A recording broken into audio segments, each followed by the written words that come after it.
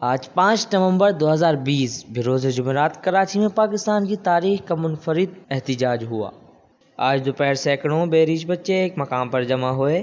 یہ پروگرام کافی پہلے سے طے تھا جو گزشتہ جمعرات کو ہونا تھا، اور اولاً اس کا موضوع صرف مولانا ڈاکٹر عادل خان شہید رحمۃ اللہ علیہ کی شہادت تھی، لیکن پھر گزشتہ جمعرات کو 11 ربیع الاول ہونے کی وجہ سے یہ آج پر ملتوی کیا گیا تاکہ کوئی اسے ربیع الاول کا جلوس سمجھ کر نظر انداز نہ کرے۔ ناظرین، آپ کو ایک اہم خبر سے آگاہ کرتے چلیں کہ آج بعد نماز ظہر جامع مسجد قباء کے نزدیک سینکڑوں بچے قرآن ہاتھ میں لیے روڈ پر نکل آئے۔ ان کی 3 مطالبات سر فہرست ہیں۔ نمبر 1، فرانس میں گستاخانہ خاکوں کو رکوانے کے لیے حکومت کردار ادا کرے۔ نمبر 2، ڈاکٹر عادل خان شہید رحمۃ اللہ علیہ کے قاتلوں کو گرفتار کیا جائے۔ نمبر 3، پشاور مدرسہ میں ملوث لوگوں کو گرفتار کر کے قرار واقعی سزا دی جائے۔